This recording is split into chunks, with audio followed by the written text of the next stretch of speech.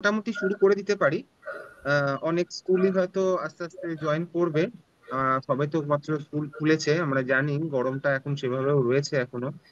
হুম, স্কুলে ছাত্রছাত্রীর উপস্থিতির হার খুবই কম, স্কুল থেকে জানা গেছে, ইনফরমেশন পাওয়া গেছে। তো ওকে, আপাতত আমরা শুরু করব। স্যার, প্লিজ আপনি শুরু করতে পারেন। ঠিক আছে, ওকে, থ্যাংক ইউ সৌমদা। হ্যাঁ স্যার। ওকে, সবার সাথে আবার অনেকদিন পরে দেখা হচ্ছে। So very good morning to all of you.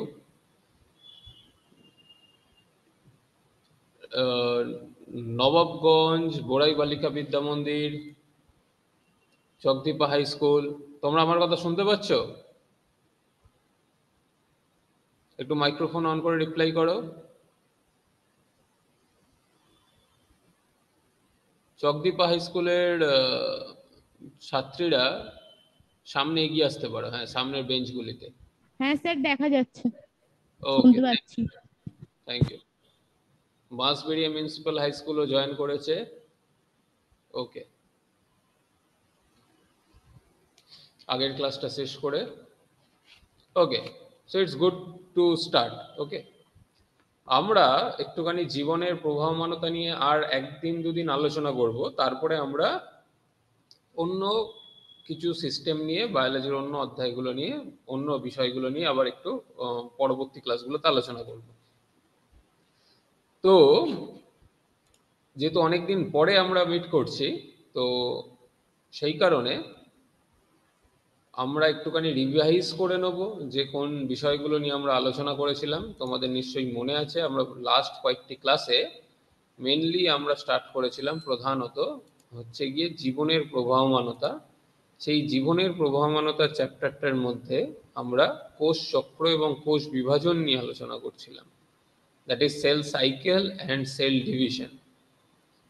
সে তার মধ্যে ডিএনএর আবিষ্কার, ক্রোমোজোমের গঠন, এবং একটা ডিএনএর গঠন কীরকম, ডিএনএ এবং আরএনএর গঠন, রাসায়নিক গঠন, সেগুলো নিয়ে আমরা আলোচনা করেছিলাম। কতগুলো পিউরিন বেস থাকে, কতগুলো পিরিমিডিন বেস থাকে, যেমন অ্যাডেনিন, গুয়ানিন, সাইটোসিন, থায়ামিন, এইগুলো নিয়ে আমরা আলোচনা অলরেডি করেছি।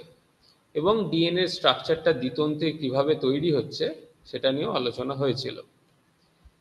এই বিষয়গুলো অত্যন্ত গুরুত্বপূর্ণ, তার কারণ কোষ বিভাজন এবং কোষচক্র নিয়ে যখন আলোচনা হবে তখন এই ক্রোমোজোম এবং ডিএনএ অত্যন্ত গুরুত্বপূর্ণ ভূমিকা পালন করে। তো আজকে আমরা আমাদের ক্লাসটা স্টার্ট করব এক্স্যাক্টলি তারপর থেকে, সেই পয়েন্টটা থেকে যেখানে আমাদের কোষচক্র, আমরা বেসিক ক্রোমোজোম এবং ডিএনএ সম্বন্ধে ধারণা করেছি, এবং আমরা কোষচক্র এবং কোষ বিভাজন নিয়ে আলোচনা শুরু করতে চলেছি। তো আমি হচ্ছে কি স্ক্রিনটা শেয়ার করছি, hope you can all can see the screen.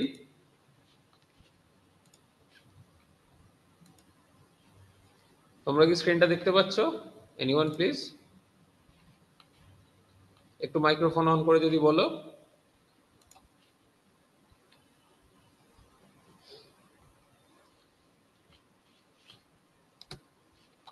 হ্যাঁ তোমরা স্যার, দেখতে পাচ্ছি। ওকে, ওকে, ঠিক আছে। এখন কি বন্ধ হয়ে গেল বাই এনি চান্স স্ক্রিন শেয়ারিংটা?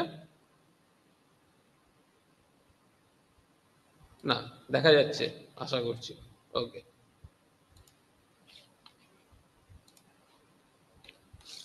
ওকে, তাহলে আমরা সেল সাইকেল নিয়ে আলোচনা শুরু করছি। সেল সাইকেল কথাটার অর্থ কি? কোষ চক্র। সেল সাইকেল, সাইকেল মানে চক্র, তো কোষ চক্র নিয়ে আলোচনা করব, তার সাথে সাথে আমরা আলোচনা করব কোষ বিভাজনটা নিয়ে। তো এই কোষের চক্র কথাটার মানে হচ্ছে গিয়ে কোষটার আয়ুটা।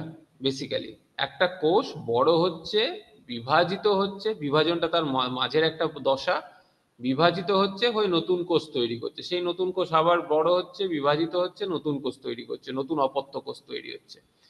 যেটা থেকে তৈরি হলো সেটাকে আমরা বলছি জনিত্রী কোষ বা প্যারেন্ট সেল।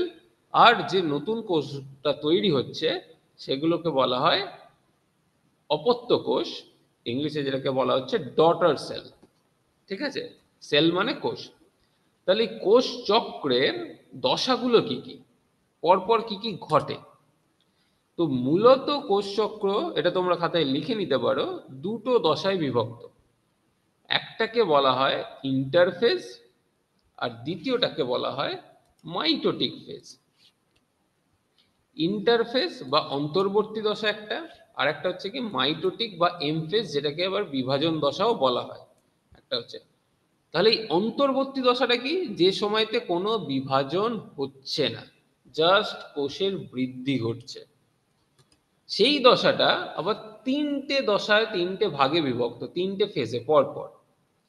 সবার প্রথমে আসে G1 দশা, বা যেটাকে হচ্ছে কি অনেক সময় বলা হতে পারে গ্রোথ, বৃদ্ধি। গ্রোথ মানে বৃদ্ধি, G1 দশা।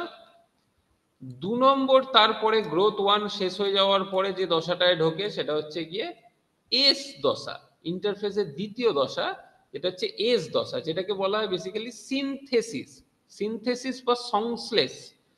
এস এস দশা, যে সময় বেসিক্যালি কি সংশ্লেষ হয়, কি সিনথেসিস হয় নতুন করে?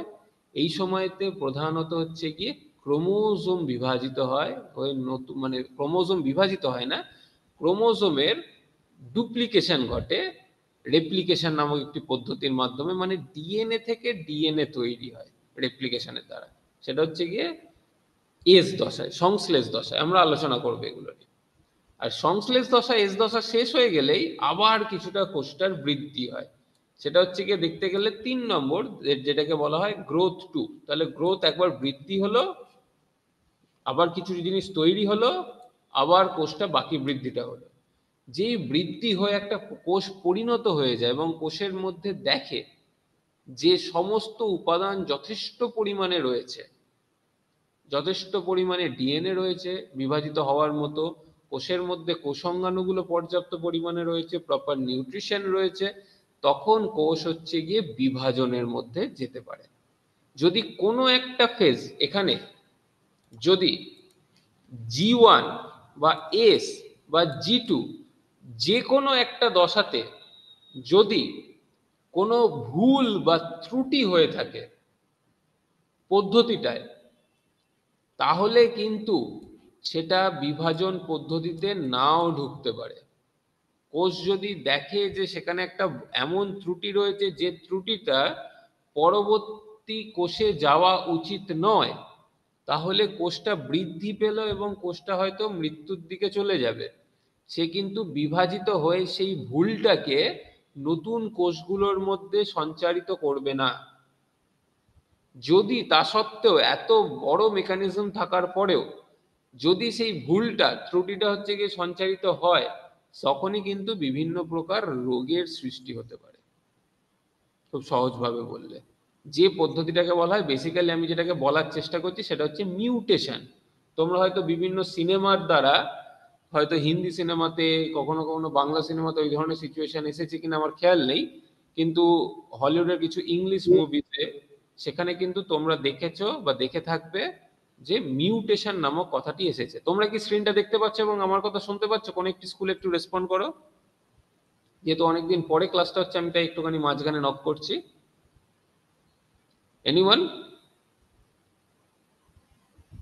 তোমাদের মাইক্রোফোনটা অন করে একটু যদি বলো।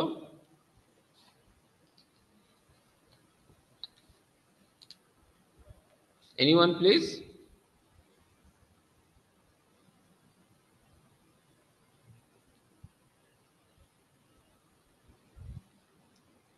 আমার কথা কি শোনা যাচ্ছে না তাহলে?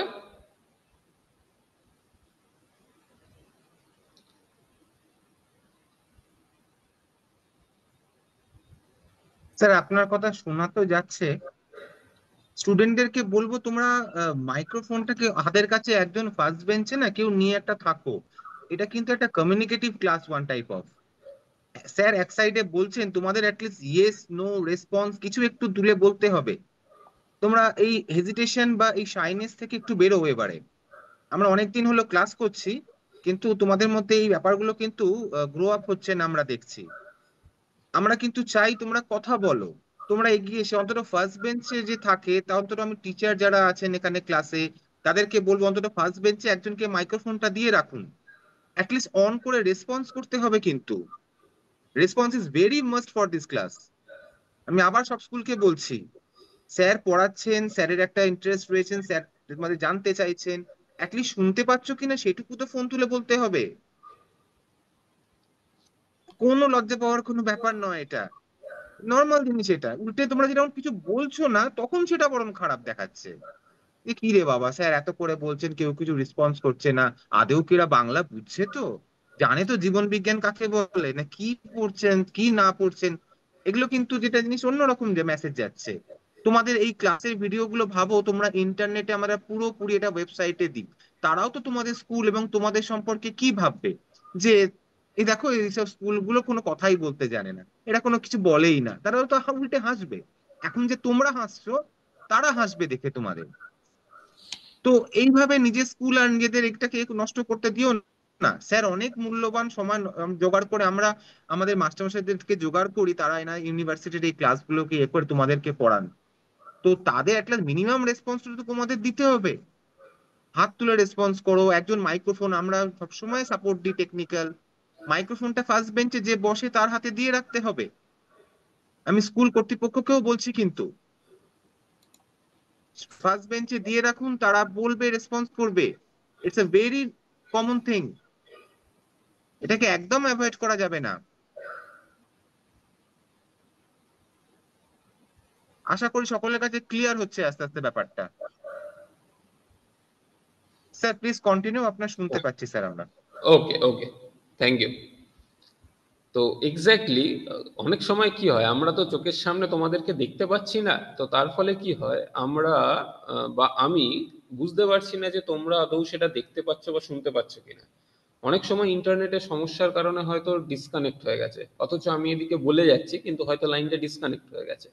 তো এই ধরনের সমস্যাগুলো যাতে না অ্যারাইজ করে বা এই ধরনের কিছু হচ্ছে না, সেটার জন্য মাঝে মাঝে কিন্তু উত্তর চাওয়া হচ্ছে না, কিন্তু কোনো প্রশ্ন করা হয়নি, জাস্ট মানে প্রশ্ন বলতে জীবন বিজ্ঞান রিলেটেড কোনো প্রশ্ন নয়, কিন্তু নিজেদের এই লজ্জা বা ভয়টাকে কাটিয়ে একটুখানি মাঝে মাঝে বলতে হবে যে অ্যাটলিস্ট শুনতে পাচ্ছ কিনা। তারপরে প্রশ্ন করলে তো সেটা নিশ্চয়ই উত্তর দেওয়ার চেষ্টা করতে হবে।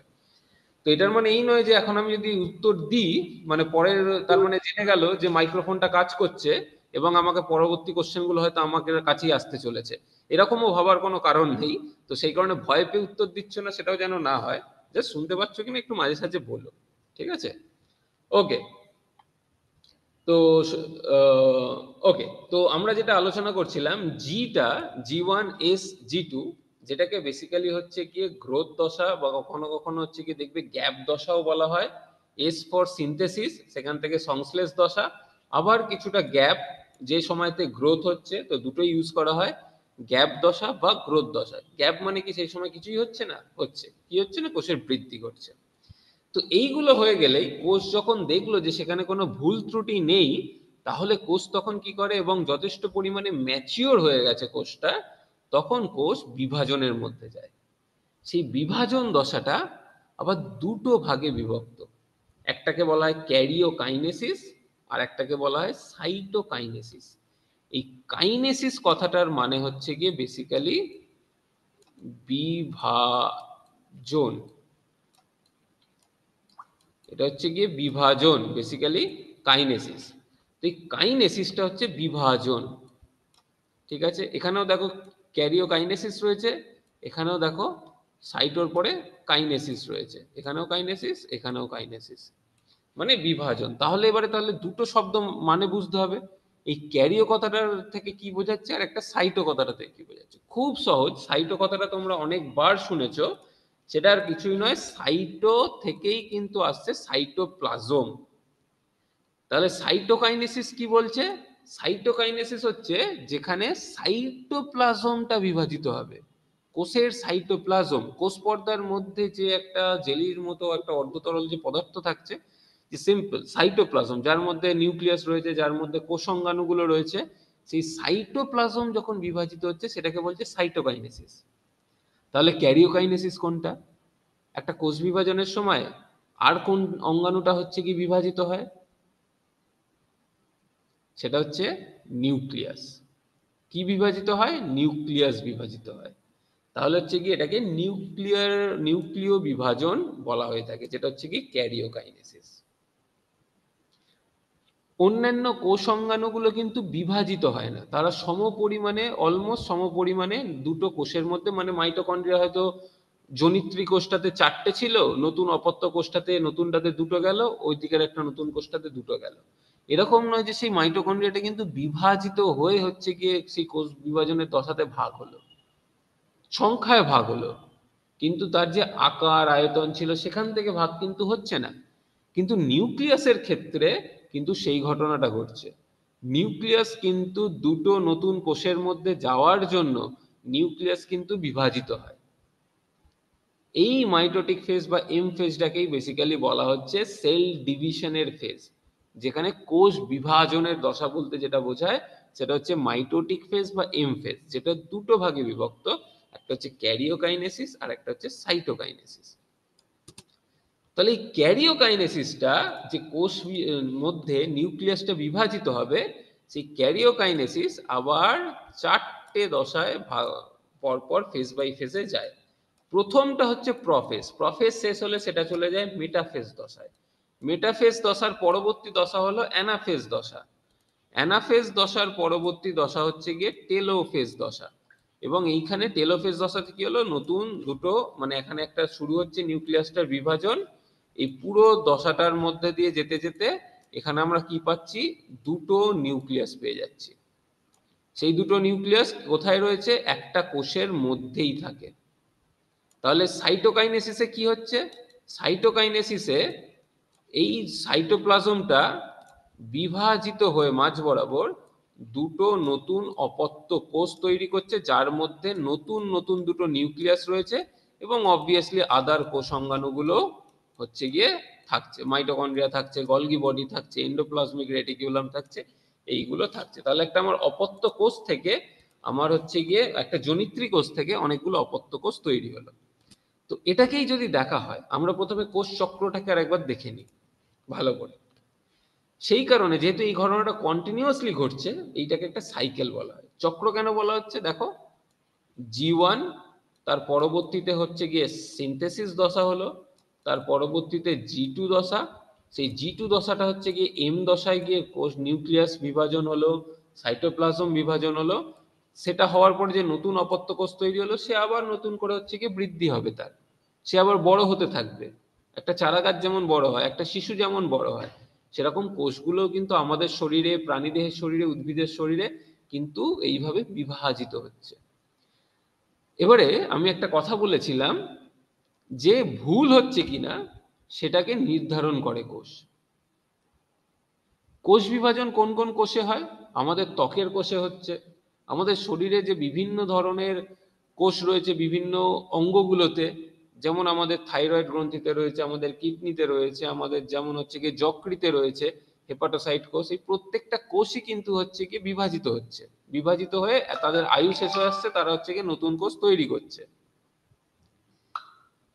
একমাত্র একটা কোষ আছে যারা একবার বিভাজিত হয়ে জি যখন G1 দশায় থাকে, তারপরে সেটা G2 দশা বা এস দশাতে ঢোকে না, তার বদলে তারা হচ্ছে কি G0, যেটাকে বলা হয় রেস্টিং দশাতে ঢুকে যায়। কেউ বলতে পারবে এরকম একটি কোষের নাম যারা হচ্ছে গিয়ে G0 দশাতে থাকে? G0 বলতে যেটা আর বিভাজিত হচ্ছে না কোষটা। এনিওয়ান? আমাদের মানব শরীরের একটি কোষ আছে যে হচ্ছে কি G0 দশাতে থাকে।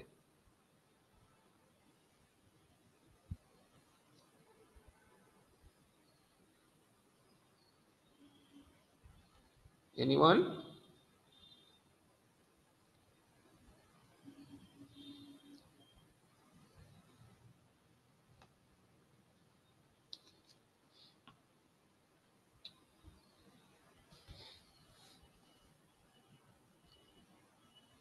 তোমরা যে এখন শুনছো, তোমরা যে এখন দেখছো, সেইটা যদি তোমাদের মস্তিষ্ক অব্দি পৌঁছয়, কিভাবে পৌঁছচ্ছে, কে নিয়ে যাচ্ছে?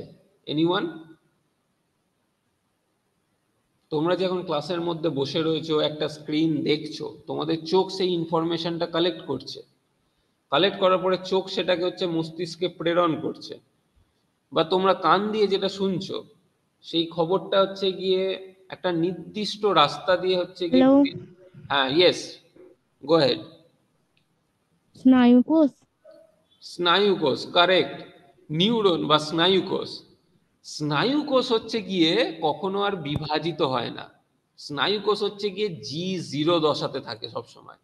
মানে আমরা জন্মের সময় যখন স্নায়ুকোষ তৈরি হচ্ছে, পার্টিকুলারলি নিউরন, সেই নিউরন কি হয়, সে আর নতুন করে একটা নিউরন বিভাজিত হয়ে দুটো নিউরন তৈরি করবে, সেই মেকানিজমটা হচ্ছে কি বন্ধ হয়ে যায়। কেন বন্ধ হয়ে যায়? কারণ কোষ বিভাজনে একটা অঙ্গাণু গুরুত্বপূর্ণ ভূমিকা পালন করে। তোমরা হয়তো কোষ অঙ্গাণুর কাজ যখন পড়েছিলে, কেউ বলতে পারবে কোন অঙ্গাণুটা কোষ বিভাজনে অন্যতম গুরুত্বপূর্ণ ভূমিকা পালন করে, যে কোষ বিভাজন প্রক্রিয়াটাকে শুরুও করছে?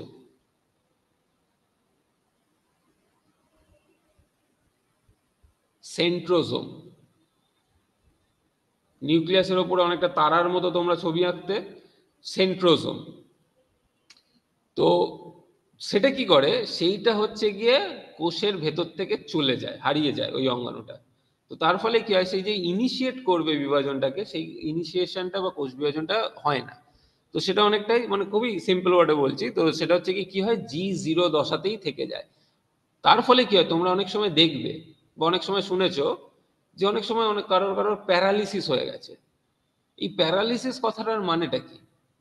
বা কোনো একটা রাস্তায় কোনো একটা অ্যাক্সিডেন্ট হয়ে গেছে বা গাছ থেকে পড়ে গেছে, কোমরে এত জোর লেগেছে যে দুটো পাই অসাড় হয়ে গেছে, মানে দুটো পাশে আর পাটা তুলতে পারছে না, কিন্তু পায়ের কোষগুলো কিন্তু চলছে, সেখানে রক্ত পৌঁছচ্ছে, সেখানে অক্সিজেন পৌঁছচ্ছে, সেই যেটা খাচ্ছে সেই খাবারগুলোও পৌঁছচ্ছে, পুষ্টিদ্রব্যগুলো। কিন্তু সেই মাসেলগুলো বা পেশিগুলোকে কন্ট্রোল করতে হবে, সেই কন্ট্রাক্ট করার ইনফরমেশনটা যে সুষুম্না স্নায়ুকোষ থেকে যাবে, সেটা কিন্তু যাচ্ছে না। তো সেই কারণে কি হয়, কারণ ওখানে আবার নতুন করে কোষ তাহলে তৈরি হতে পারতো, কিন্তু সেই কোষটা যেহেতু তৈরি হয় না, তাই ওই রাস্তাটা বন্ধ হয়ে যায়। তো সেই কারণে G0 দশাতে হচ্ছে কি আমাদের স্নায়ু কোষ থাকে। আর একটা কোষ থাকে যে হচ্ছে কি G0 দশাতে থাকে, সেটা হচ্ছে কি আমাদের হৃৎপেশির কোষগুলো। হার্টের যে সেলগুলো আছে আমাদের হৃৎপিণ্ডের, হার্টের, তার কোষগুলো হচ্ছে কি G0 দশাতে থাকে, বহু কোষ। নাহলে কি হতো, ক্রমাগত হৃৎপিণ্ড বাড়তে বাড়তে থাকতে পারতো যদি কোনো একটা ভুল ত্রুটি হয়। সেগুলোকে কনস্ট্যান্ট রাখার জন্য আমাদের যেটা দুটো গুরুত্বপূর্ণ অঙ্গ, ভাবো একটা হৃৎপিণ্ড আর একটা পুরো স্নায়ুতন্ত্র, সেইখানে দুটো মেজর কোষ, সেটা হচ্ছে গিয়ে G0 দশাতে থাকে। G0 মানে সে কখনো সিনথেসিসে ঢোকে না। বর্তমান গবেষণায় কি করা হচ্ছে জানো? বর্তমান গবেষণায় যেটা করা হচ্ছে, কোনোভাবেই স্নায়ু কোষগুলোকে যদি বিভাজন করানো যায়, তাহলে যাদের প্যারালিসিস হয়ে যাচ্ছে, যাদের একটা হাত, একটা সাইড, একটা পা প্যারালাইজড হয়ে গেছে, মানে তাদের অসাড় হয়ে গেছে, তাদের সেটা চালানো করতে পারছে না নিজেরা, সেইগুলোকে কিন্তু আবার পুনরায় শুরু করা যেতে পারে। মানে হয়তো থ্রু একটা সার্জারি থ্রু দিয়ে বা এমন কিছু ওষুধের দ্বারা যদি আমরা স্নায়ু কোষকে বিভাজিত করতে পারি সঠিকভাবে, তাহলে কি হবে, যাদের এই ধরনের দুর্ঘটনায় বা কোনো একটা রোগের কারণে যখন স্নায়ুকোষ শেষ হয়ে যাচ্ছে, স্মৃতিশক্তি হারিয়ে যাচ্ছে, সেখানেও কিন্তু ব্রেনের এমন কিছু অঞ্চল রয়েছে যেখানকার স্নায়ুকোষগুলো কি হয়, যত বয়স বাড়তে থাকে সেগুলোর অনেক সময় ক্ষয়, মৃত্যু ঘটে বা সেগুলো ঠিক মতো কাজ করে না। যেরকম দুটো রোগের নাম হচ্ছে গিয়ে, মানে তোমার অ্যালজাইমার্স ডিজিজ, যেটার অন্য একটা কারণও রয়েছে, সেখানে একটা বিশেষ প্রোটিন তৈরি হয়। পার্কিনসন ডিজিজ নামক একটা রোগ আছে, যেখানে হচ্ছে কি হাঁটা চলার শক্তি অনেকটা কিছুটা স্বাভাবিকের তুলনায় কিছুটা বিকৃত হয়ে যায়। তো এই ধরনের বিভিন্ন রোগ আছে, সেগুলো কিন্তু আমরা সমাধান করতে পারে ডাক্তাররা, চিকিৎসা শাস্ত্র, কিন্তু সেগুলো করার মতো এখনো পর্যন্ত গবেষণা চলছে। তাহলে বুঝতে পেরেছো, G1 দশাতে থেকে G0 দশাতে কে চলে যাচ্ছে, চলে যাচ্ছে স্নায়ুকোষ, হৃৎপেশির কোষ। আমরা যখন জন্মাচ্ছি তখনই ঢুকে যাচ্ছে ওই দশাতে। আর বাকি যে শরীরের অন্যান্য কোষগুলো রয়েছে, সেগুলোই চক্রের মাধ্যমে ক্রমাগত বাড়ে, বিভাজিত হয়, বাড়ে, বিভাজিত হয়, এটা চলতেই থাকছে। বোঝা গেছে? তাহলে এই পদ্ধতিতে মাঝখানে হচ্ছে কি কিছু চেক পয়েন্ট আছে। একটা রাস্তায় গেলে দেখবে যে এই টোল ট্যাক্স দেওয়ার মতো বা পুলিশ কোথাও কোথাও ব্যারিকেড করে রেখে দেয় না রাস্তায়, সেখানে হচ্ছে কি গাড়ি দাঁড় করায়, গাড়ি দাঁড় করিয়ে চেক করে যে বড় গাড়ির ডিকিতে কিছু আছে কিনা, বা বাইকের সবকিছু ঠিকঠাক আছে কিনা, কাগজপত্র, যে লাইসেন্স ঠিক মতো আছে কিনা, ড্রাইভিং লাইসেন্স, হেলমেট পড়েছে কিনা। ঠিক এই রকম চেক পয়েন্ট হচ্ছে এই যে পুরো একটা চক্র দেখতে পাচ্ছ, কোষ বৃদ্ধি হওয়া থেকে বিভাজন অবধি, সেখানে বেশ কিছু কোষের চেক পয়েন্ট আছে। সেরকম চেক পয়েন্ট গুলো কি, G1 চেক পয়েন্ট, G2 দশার চেক পয়েন্ট, আর মেটাফেজ দশার চেক পয়েন্ট। G1 দশাতে তাহলে কি চেক পয়েন্টে কি কি চেক করে কোষ? দেখে যে নিউট্রিয়েন্ট যথেষ্ট পরিমাণে আছে কিনা। কোষের মধ্যে গ্রোথ ফ্যাক্টরের খুব দরকার পড়ে সিনথেসিসে ঢুকতে গেলে। গ্রোথ ফ্যাক্টর হচ্ছে একটি বিশেষ বিশেষ কিছু প্রোটিন হয়, ইনসুলিন লাইক গ্রোথ ফ্যাক্টর, এরকম বিভিন্ন প্রোটিন আছে, মানে গ্রোথ হরমোনের মতনই কিন্তু হরমোন নয়, বেশ কিছু প্রোটিন যেটাকে বলা হয় গ্রোথ ফ্যাক্টর, যেগুলো কোষের মধ্যে উপস্থিত থাকে। আর কি দেখে সব থেকে গুরুত্বপূর্ণ, সেটা হচ্ছে গিয়ে ডিএনএ তে কোনো ড্যামেজ আছে কিনা, মোস্ট ইম্পর্টেন্ট। ডিএনএ এর মধ্যে ড্যামেজ মানে কি, মিউটেশন।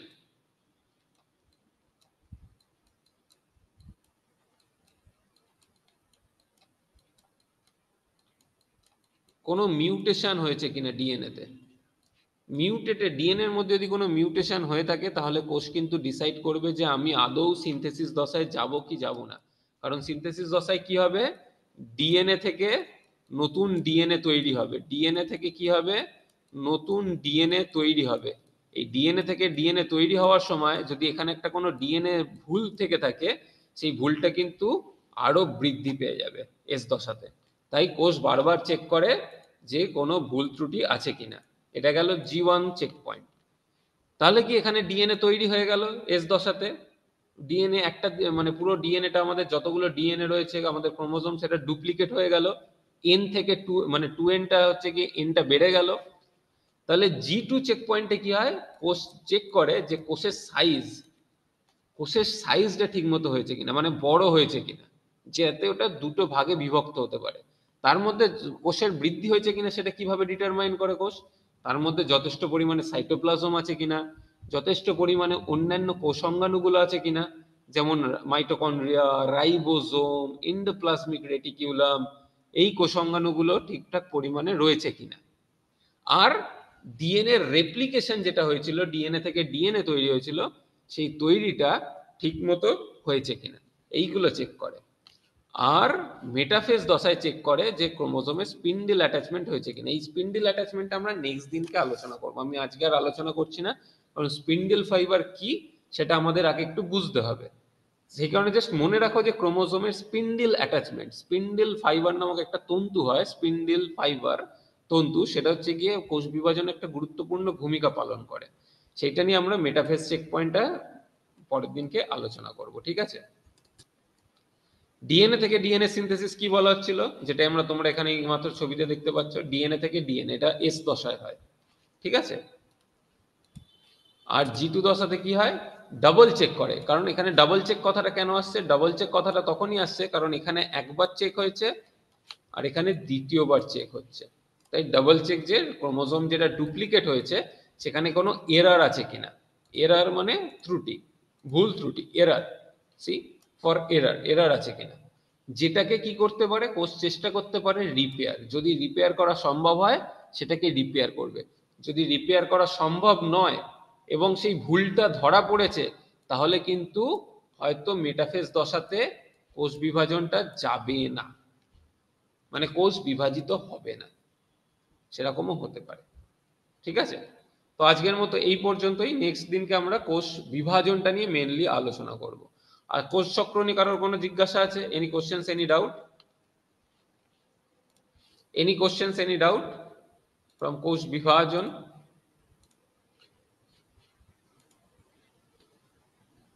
এই সরি, কোষ চক্র যদি না থেকে থাকে তাহলে আমরা নেক্সট দিনকে কোষ বিভাজন। কোষ বিভাজনের কি আছে, দুটো দশা আছে, ক্যারিওকাইনেসিস, সাইটোকাইনেসিস। ক্যারিওকাইনেসিস মানে নিউক্লিয়াস বিভাজন, সাইটোকাইনেসিস সাইটোপ্লাজম বিভাজন। এটা নিয়ে আমরা নেক্সট দিনকে আলোচনা করব, ঠিক আছে। Thank you everyone. প্রত্যেকে একটু রেসপন্ড করার, বিবেক দিচ্ছে যিনি স্যার বা কোঅর্ডিনেটর বা স্টুডেন্টরা যারা রেসপন্সিবল, একটু অ্যাটেন্ডেন্সটা দিয়ে দিও, ওকে। Thank you everyone.